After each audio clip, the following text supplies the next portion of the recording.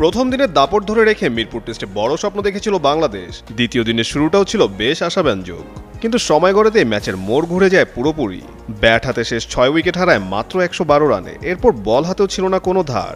Catch miss, এলোমেলো bowling আর পাকিস্তানি ব্যাটারদের আত্মবিশ্বাসী ব্যাটিং সব মিলিয়ে দিন শেষে ম্যাচের নিয়ন্ত্রণ এখন পাকিস্তানের হাতেই। 72 ঘন্টা ময়েশ্চার সমৃদ্ধ লিলি বডি ওয়াশ, শিয়া বাটারের গুডনেস স্কিন রিপেয়ার করে রাখে সফট ও গ্লোয়িং। প্রথম দিনে 4 উইকেটে 301 রান করা বাংলাদেশ দ্বিতীয় দিনে অল আউট হয় 413 রানে।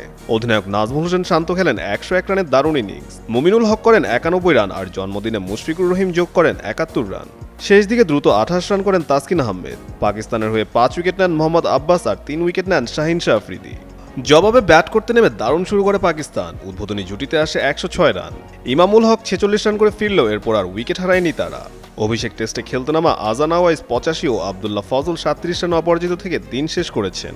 দ্বিতীয় দিন শেষে পাকিস্তানের সংগ্রহ 1 উইকেটে 179 রান। আর স্বভাবতই এখন খানিকটা চাপে টিম টাইগার্স।